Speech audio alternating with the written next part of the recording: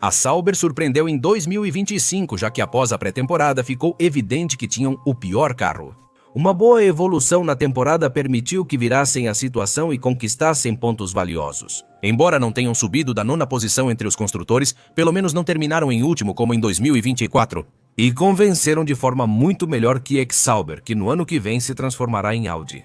Renovou sua dupla de pilotos com o experiente Nico Hülkenberg e o novato brasileiro Gabriel Bortoleto.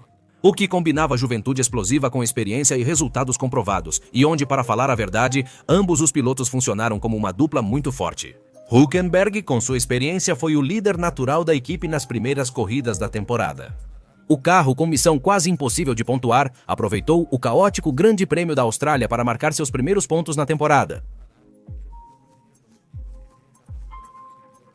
A equipe melhorou muito após atualizações, e Nico Hülkenberg mostrou grande desempenho. Começando por aquele 5º lugar conquistado no Grande Prêmio da Espanha, chegando até a disputar posição com a Ferrari de Lewis Hamilton, e uma sequência de pontos constantes que culminaram finalmente no pódio de vencedores, conquistado por Nico Hülkenberg no Grande Prêmio da Grã-Bretanha. O início de sua longa trajetória, que depois pareceu uma eternidade, quando os outros carros evoluíram e a Sauber já não alcançava mais pontos tão facilmente. Mesmo assim, Hülkenberg pontuou mais vezes na temporada, aproveitando ao máximo seu carro.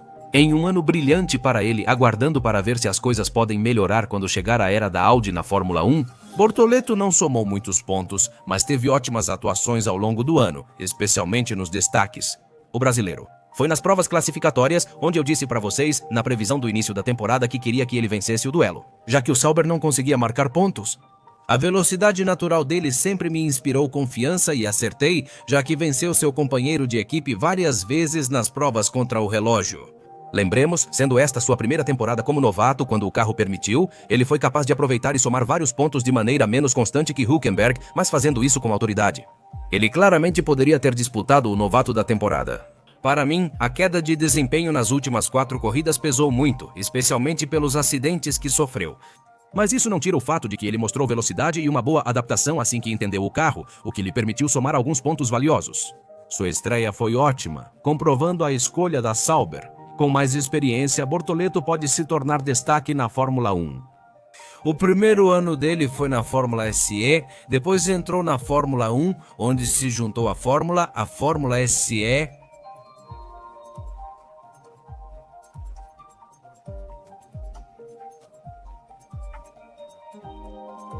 Os dois competiram juntos nas 24 corridas do ano. Em 24 corridas, o melhor resultado de Nico Hülkenberg foi um 3º lugar no Grande Prêmio da Grã-Bretanha e o de Bortoleto, um 6º no Grande Prêmio da Hungria. Isso significa um ponto para o alemão. Hülkenberg vence com autoridade ao somar 51 pontos, garantindo o 11º lugar na tabela de pilotos, contra 19 de Gabriel Bortoleto, que ficou em 19º lugar.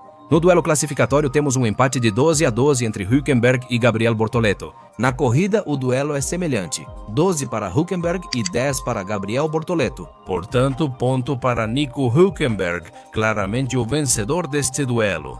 E aqui eu tenho que reconhecer que errei na minha previsão, embora realmente, em minha defesa, eu não esperava que o carro fosse capaz de evoluir para conseguir chegar aos pontos de forma mais recorrente, uma vez que esse carro tinha as possibilidades. Realmente, pouco podia fazer Bortoleto diante da experiência de Nico Hülkenberg, embora, como eu disse, não me enganei em algo em particular. A velocidade natural de Bortoleto era surpreendente, e se ele aprender a traduzi-la em resultados nas corridas, pode ser muito perigoso para Hülkenberg nos próximos anos. Aston Martin é outro time que entra na lista das decepções da temporada, uma equipe que depois daquele imponente 2023 não conseguiu encontrar a fórmula para repetir o sucesso. Na verdade, eles pioram em desempenho a cada ano. E este ano não foi exceção, já que a Aston Martin, mais uma vez, teve um carro muito difícil dentro do grupo do meio do pelotão, um carro menos competitivo. No geral, percebe-se que eles retrocederam em relação ao que vimos em 2024. A dupla dessa equipe voltou a ser a mesma, Fernando Alonso e Lance Stroll, que pela 3ª vez consecutiva vamos analisar para ver quem venceu. Embora seja mais do que evidente saber quem foi que levou a vitória nesta temporada. Por um lado temos Lance Stroll, o jovem da casa que está na equipe desde 2021. Ainda aguardamos que ele se torne constante, rápido e compatível com seus companheiros. Este ano, infelizmente, não aconteceu.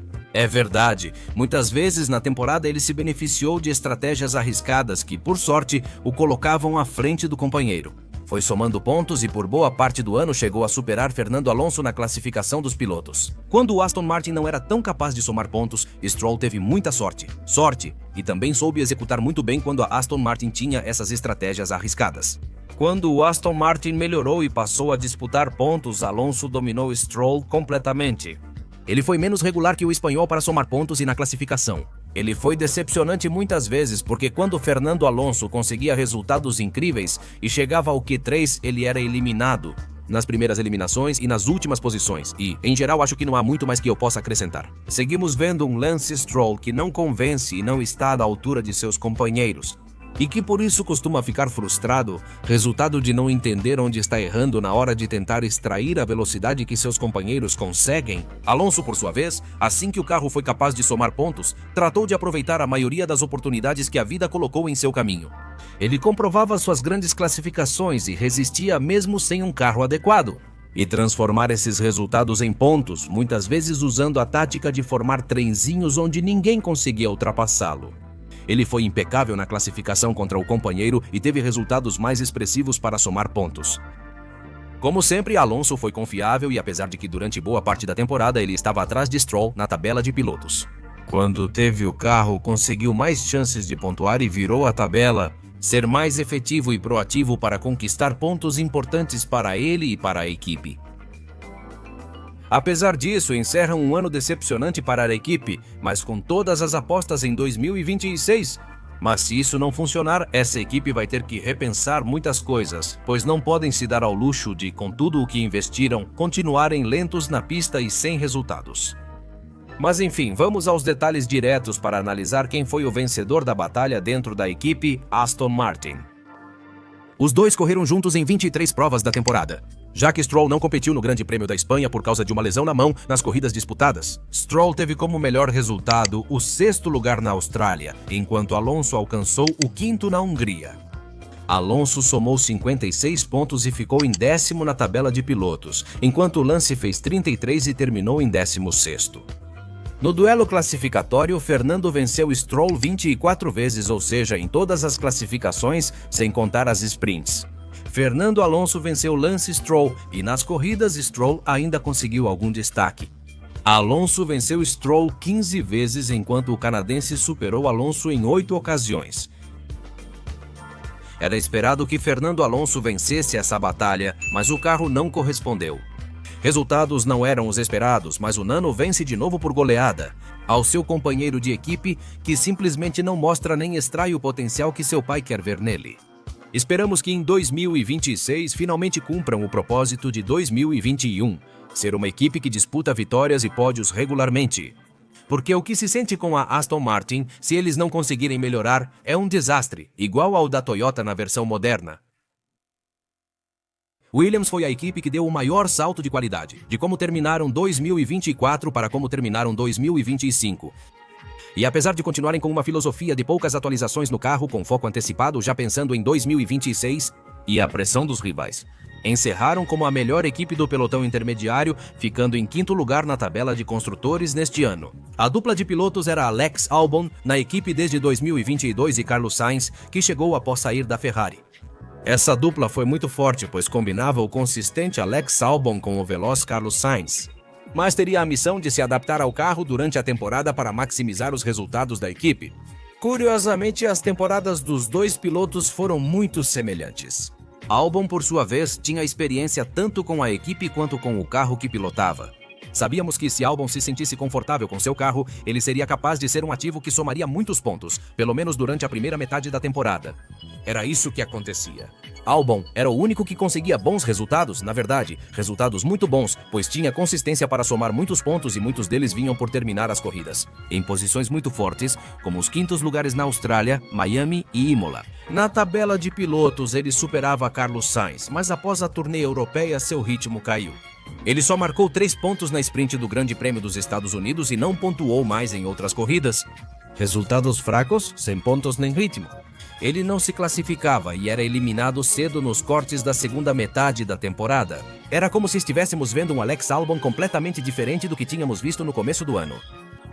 Para extrair o máximo do carro, a Williams testou configurações muito agressivas que não se adaptaram ao seu estilo de pilotagem. Ele nunca conseguiu se adaptar, perdeu a sensação do carro e isso acabou com o que vinha sendo uma temporada muito boa do tailandês. Do outro lado da garagem estava acontecendo exatamente o contrário. Carlos Sainz começou a temporada com ritmo ruim e muito azar. Albon superava ele a cada corrida, enquanto Carlos Sainz parecia totalmente desconectado do carro e cometia vários erros. A adaptação dele foi lenta, mas depois que se adaptou foi tão dominante quanto antes. No fim da temporada, ele teve poucas chances de pontuar com a Williams, mas quando conseguia, eram muitos pontos. Na verdade, ele conseguiu subir ao pódio 2 vezes na temporada, nos grandes prêmios do Catar e do Azerbaijão, e terminou com resultados muito bons, como o 5º lugar em Las Vegas ou o 3º na sprint dos Estados Unidos. Foram poucas corridas nos pontos, mas muito eficientes, aproveitando ao máximo as configurações agressivas que combinavam com seu estilo de pilotagem. Sua adaptação chegou muito tarde, mas quando aconteceu, sua forma de conseguir resultados foi muito destacada. E ficou a apenas 9 pontos de vencer, apesar do seu péssimo início de temporada. Mas enfim, é hora de analisar os dados mais diretos da batalha dentro da equipe de Groff. Os dois dividiram a pista nas 24 corridas da temporada. Dessas 24 corridas, o melhor resultado de Albon foram 4 quintos lugares, enquanto o melhor resultado de Carlos Sainz foram 2 terceiros lugares. O que significa vitória nesse quesito para o piloto da Espanha.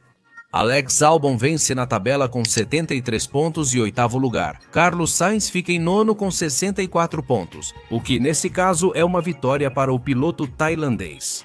Na classificação, Carlos Sainz supera Alex Albon por 13 a 10 vitórias. E na corrida, ele supera Albon para vencer Sainz 14 vezes contra as 9 do piloto madrilenho. Com esses dados, Alex Albon é o vencedor do duelo na Williams, superando por pouco o piloto espanhol. Embora, é claro, ele quase perdeu com aquele final de temporada horrível, mas a vantagem que conquistou no início do ano permitiu que ele resistisse e vencesse completamente o duelo. Muita coisa vai mudar em 2026, mas veremos se a Williams pode tirar proveito de sua aposta agressiva e voltar na próxima temporada com um carro muito mais sólido, que permita até resultados melhores do que os obtidos em 2025. A Red Bull Racing volta a terminar na 3ª posição na tabela de pilotos, após um ano de altos e baixos com escândalos internos e a despedida de Christian Horner. Momentos de tensão, como quando o carro não era competitivo, mas uma recuperação quase valeu 2 pontos para Verstappen. O 5º título de pilotos da Red Bull teve 2 duplas, a primeira foi Liam Lawson e Max Verstappen. Mas rapidamente tiraram Lawson por falta de resultados e subiram Yuki Tsunoda, que ficou na equipe pelo restante da temporada. Portanto, vamos acabar aplicando o mesmo que fizemos com a Racing Bulls. Não vamos avaliar as 2 corridas de Liam Lawson e vamos focar completamente na dupla Tsunoda-Verstappen de Verstappen. Este foi um dos seus anos mais sólidos. Ele não teve um carro à altura dos McLaren no início da temporada, salvo algumas exceções. E mesmo assim, o cara conseguiu vencê-los no Grande Prêmio do Japão e no Grande Prêmio de Imola. Mas quando o Red Bull ainda era difícil de entender, a equipe entrou em uma espiral desastrosa de resultados. A competitividade do Red Bull 21 era tão baixa que Max Verstappen achou que não venceriam mais na temporada. Por isso fizeram várias mudanças da direção à parte técnica e no carro. E essa estrutura decidiu não abandonar o Red Bull 21 e trouxe uma atualização a partir do Grande Prêmio da Itália. Max, pelo menos ele já tinha um carro para competir com a McLaren com mais frequência, e em alguns circuitos, o Red Bull 21 era até mais rápido. E Verstappen se encarregou de vencer os papaya várias vezes, em ocasiões como na Itália, Azerbaijão, Singapura, Grande Prêmio dos Estados Unidos, Las Vegas, Catar e Grande Prêmio de Abu Dhabi. Com a competitividade no fim da temporada e as ações estranhas da McLaren, Verstappen recuperou mais de 100 pontos e chegou à última corrida com chances de ser campeão mundial. Que no final, por apenas 2 pontos, não conseguiu transformar a maior recuperação já vista na história da Fórmula 1 em seu 5º título mundial de pilotos. Mesmo assim, muitos o veem como o melhor piloto da temporada, com razão. Após tudo, a Red Bull conseguiu se recuperar e, em vários GPs, foi superior a McLaren e Max. Ele não perdoou os erros frequentes dos rivais e se tornou o piloto com mais vitórias em 2025. Talvez seu único ponto baixo tenha sido quando se desconectou completamente em uma largada no ar no Grande Prêmio da Espanha. Ele bateu em George Russell e foi punido. Sem essa largada, Max Verstappen talvez já fosse pentacampeão mundial.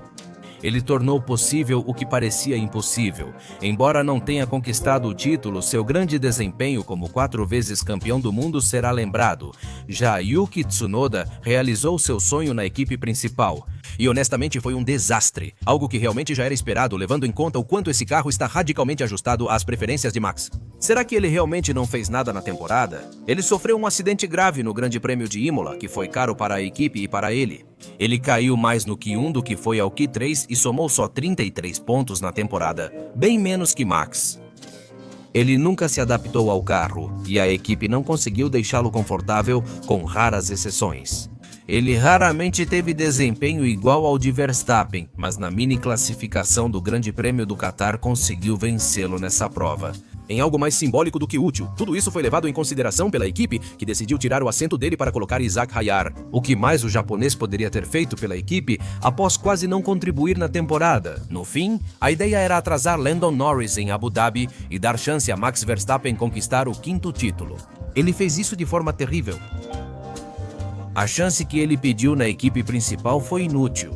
A boa impressão que ele havia deixado em Visakashab praticamente desapareceu. E no final, tudo isso custou caro para Yuki Tsunoda. Não só sua vaga na Red Bull, mas também seu futuro na Fórmula 1, onde não sabemos se terá chance de voltar. Há um claro vencedor disparado neste confronto, mas vamos analisar os resultados diretos dessa batalha. Na Red Bull, eles correram juntos em 22 provas como companheiros de equipe. Verstappen conquistou 8 vitórias na temporada. Já Yuki Tsunoda teve como melhor resultado um 6º lugar no Grande Prêmio do Azerbaijão. Max Verstappen encerra como vice-campeão mundial com 421 pontos, enquanto Yuki fica em 17º com apenas 33 pontos no duelo classificatório. Verstappen faz 22-0 em Yuki na classificação e vence 21-1 nas corridas, sendo isso o único ponto em comum. Derrota: Verstappen abandona o Grande Prêmio da Áustria. Acabou acontecendo o que todos previam. Verstappen vence com facilidade e Yuki acaba tendo que sair pela porta dos fundos. O lado bom para a equipe das bebidas energéticas é que eles fecham o ano de forma fantástica, com muito mais confiança do que se via no início e no meio da temporada. Pelo menos a equipe está unida novamente. Agora, há incerteza sobre 2026 quanto ao motor deles e se conseguirão competir na próxima temporada. Embora a situação pareça completamente difícil ao estrearem como fabricantes de motores na Fórmula 1. Senhoras e senhores, pela 2ª vez consecutiva, a McLaren se consagra campeã de construtores e desta vez, um de seus pilotos se torna o campeão mundial de Fórmula 1 pela McLaren. Assim termina uma temporada em que conquistaram tudo, apesar de más decisões, polêmicas e muitos outros problemas. No fim, conquistam as 2 coroas que a McLaren precisava. Seus pilotos foram Oscar Piastri e Lando Norris, 2 pilotos que eram os candidatos naturais a serem campeões do mundo pela força da dupla. Realmente, eles tiveram seus momentos baixos e seus momentos extremamente altos. Piastri. Este ano ele evoluiu bastante em relação à temporada passada, surpreendendo pelo salto de desempenho. Melhorou o ritmo de classificação, constância, velocidade, desempenho nas corridas e gestão de pneus, revolucionando sua pilotagem. Em 2024, como falei, poucos esperavam esse avanço, ainda mais com tantas correções necessárias para 2025. Mas o garoto fez isso brilhantemente. Na primeira parte do ano, ele superou seu companheiro com menos erros, ritmo forte e parecia o principal candidato ao título de pilotos. Após vencer o Grande Prêmio dos Países Baixos, enquanto seu companheiro teve problemas de confiabilidade, o Mundial parecia decidido, pois ele abriu 34 pontos sobre Lando Norris. Foi nesse momento que tudo começou a dar errado para ele, pois cometeu vários erros custosos. 2 acidentes no Azerbaijão, um na classificação e outro na corrida. Ele abriu a porta para seu companheiro ultrapassá-lo em Singapura. Sua manobra na sprint dos Estados Unidos provocou o duplo did not finish da McLaren. No Brasil, teve azar ao escorregar na zebra molhada, bateu no muro e depois tentou uma ultrapassagem na corrida. Em uma relargada, teve contato com Andrea Kimi Antonelli, foi punido e prejudicado na corrida. Quando vieram as pistas com pouca aderência, ele teve muitas dificuldades. Atuou muito mal nos Estados Unidos, México, Brasil e Las Vegas. No conjunto, evaporaram uma diferença de 34 pontos para Lando Norris e mais de 100 para Max Verstappen. Além de situações internas desconfortáveis, como quando pediram que cedesse a posição para Lando Norris após um erro no pit lane, quando se sentiu prejudicado pelo toque de Lando Norris. Na corrida de Singapura, ele achou que seu companheiro teve vantagem injusta ao ultrapassá-lo batendo. Tudo isso junto gerou muita desconfiança em Piastri, que simplesmente desabou na parte final do campeonato. Sim, sei que muitos acham que sabotaram Piastri, o que para mim não faz sentido. Sinceramente, não vou discutir preconceitos, cada um é livre para acreditar no que quiser. Acredito em especial que Piastri teve vários resultados ruins e muitos erros. Uma falta de entendimento para adaptar seu estilo de pilotagem a circuitos onde isso não servia para nada por causa da baixa aderência. Isso, no geral, facilitou a vitória e o título de pilotos para seu companheiro. E tirar de Verstappen o vice-campeonato, que ao menos seria um prêmio de consolação.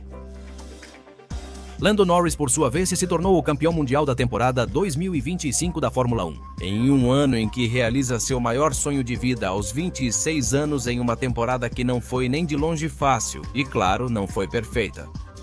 Na primeira metade da temporada, ele sofreu muito com o carro, com o qual ele mesmo declarou se sentir muito desconfortável, ao contrário de Piastri, que se sentia muito à vontade com o monoposto. Nas primeiras corridas, víamos um Norris nada preciso, com acidentes como o que liderava na Arábia Saudita, como quando ele atingiu a asa traseira de Oscar Piastri no Grande Prêmio do Canadá.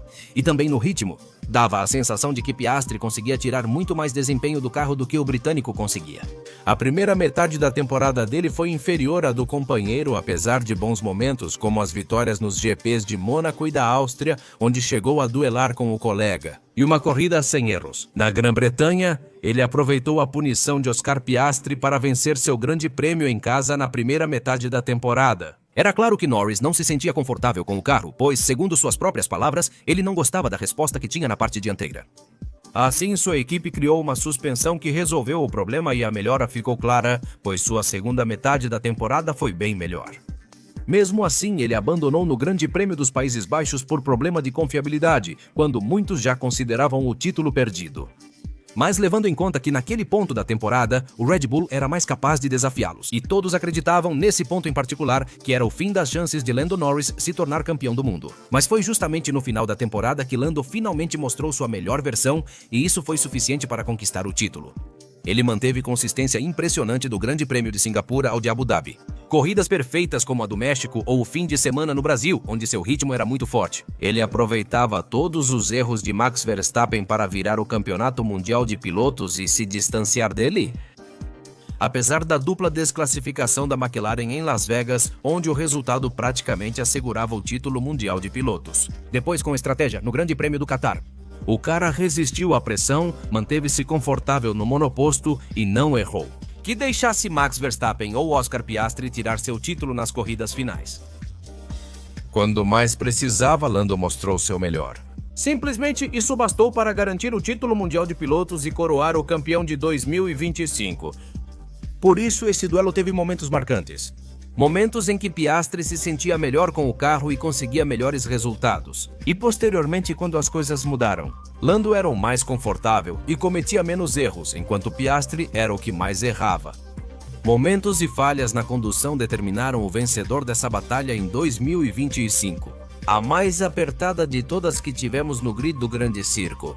Então, para encerrar este vídeo, é hora de passar para os dados diretos do duelo papaya entre Lando Norris e Oscar Piastri. Ambos competiram nas 24 corridas da temporada e conquistaram 7 vitórias cada. Oscar Piastri marcou 410 pontos e ficou em terceiro lugar. Lando Norris fez 423 e conquistou o campeonato mundial. O duelo classificatório ficou empatado com 12 vitórias para cada. Na corrida, Lando Norris venceu ao conquistar 3 confrontos, enquanto o piloto australiano teve 10 vitórias pessoais. Esse duelo foi extremamente equilibrado, que, como eu disse, os erros e as mudanças de momento foram o que ditaram a sentença no final da temporada marcada. Houve momentos polêmicos que poderiam ter mudado a história, como o desastre do Catar, a ordem de equipe na Itália ou a desclassificação em Las Vegas. Por isso a McLaren poderia ter vencido facilmente o título de pilotos, se não fosse por uma filosofia cheia de erros e decisões duvidosas. No fim, Lando Norris venceu e conquistou o título mundial de pilotos, virando um mundial que parecia perdido após o Did Not Finish nos Países Baixos, que não sabemos se terá a oportunidade de repetir, mas que teve a chance de fechar ao ter um final de ano muito sólido, muito forte, sem cometer erros. E onde tudo isso lhe valeu o prêmio máximo do Mundial de Fórmula 1? Mas, senhoras e senhores, com isso terminamos o vídeo de quem venceu seu companheiro de equipe na Fórmula 1 2025.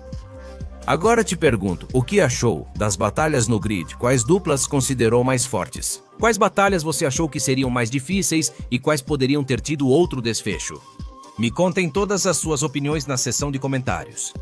Eu me despeço dizendo que se você gostou deste vídeo, deixe um joinha pra gente. Inscreva-se neste canal, ative as notificações para saber quando estou postando um novo vídeo e compartilhe este também. Assim, te convido a nos seguir nas nossas contas do Instagram e do Twitter, cujo link estará na descrição deste vídeo. E nos vemos na próxima semana para a primeira parte de campanhas históricas da Fórmula 1 temporada de 2006. Obrigado por nos acompanhar e até logo.